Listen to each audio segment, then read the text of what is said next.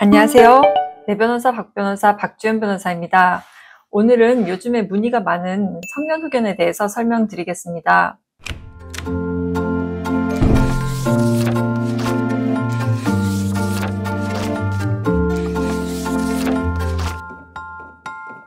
부모님이 치매에 걸리셔서 요양병원에 누워있는데 은행 업무를 하지도 못하고 재산 관리도 하지 못하고 있다. 부모님 명의의 부동산을 임대해 놓거나 아니면 처분해서 병원비로도 사용하고 싶다. 이런 경우가 가장 많고, 또 예를 들면 오빠가 정신질환이 있어서 돈을 왕창 써버리기도 하고, 아니면은 몰래 대출을 받기도 하고 전혀 재산 관리가 되지 않는다, 이런 경우도 많습니다. 이런 경우에 법원에 성년후견인을 선임해달라고 하는 것입니다. 성년후견은 크게 두 가지인데 법정후견과 임의후견이 있습니다.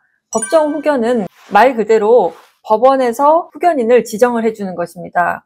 임의후견인은 본인이 아직 의사능력, 판단능력이 있을 때 미리 후견인과 계약을 해놓는 것입니다. 그래서 임의후견 계약을 해놓지 않았는데 어떤 사고로 정신적인 제약이 생겨서 후견인이 필요하다. 이때 법원에 성년후견을 신청하게 되는 거죠. 신청할 수 있는 사람은 본인, 배우자, 사촌 이내 친족 등이 있고, 피후견인 주소 관할 가정법원에 성년후견 개시 심판 청구서를 제출하면 됩니다. 그럼 누가 성년후견인이 되느냐? 가족들끼리 합의로 어느 한 명을 후견인으로 지정해달라, 이렇게 할 수도 있습니다. 그렇지만 가족 중에 어느 한 사람이 성년후견인이 되면 그 사람이 재산을 마음대로 써버릴 것 같다, 이렇게 상속인으로 예정되어 있는 사람들 사이에 다툼이 있으면 가족 중에 한 명으로 지정하지 않고 법원에서 변호사나 법무사, 사회복지사와 같은 제3자를 지정을 해주기도 합니다. 이렇게 성년후견인을 법원에서 지정해주면 성년후견 개시 결정이 나오는 것이고, 이렇게 성년후견이 개시됨으로써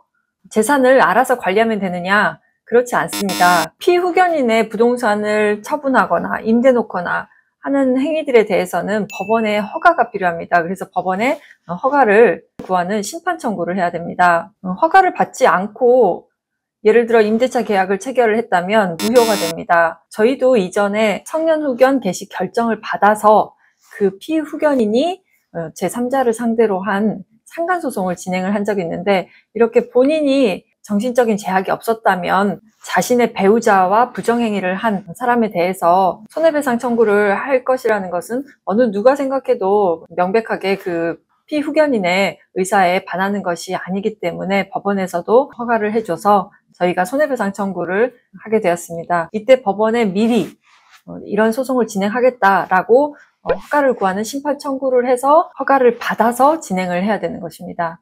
또 성년후견인은 정기적으로 후견사무 보고서를 제출해야 될 의무가 있습니다. 그래서 재산 관리 상황에 대해서 법원에 보고를 하고, 또 법원에서는 필요하면 후견 감독인을 지정을 해서 재산 관리 같은 것들이 제대로 되고 있는지를 감독합니다. 정리하면 성년후견 개시 심판 결정을 받아서 성년후견이 개시가 되는 것이고, 성년후견인이 되면 끝이 아니라 재산 관리를 하면서 허가를 받아야 될 사항은 법원에 허가를 구하는 심판 청구를 해서 허가를 받아야 하고, 정기적으로 재산 관리 상황에 대해서 법원에 보고해야 될 의무까지 있는 것입니다. 그리고 이건 언제까지 계속되느냐? 다른 사유로 종료하는 경우도 있지만 보통은 피후견인이 사망하면 성년후견이 종료하게 됩니다.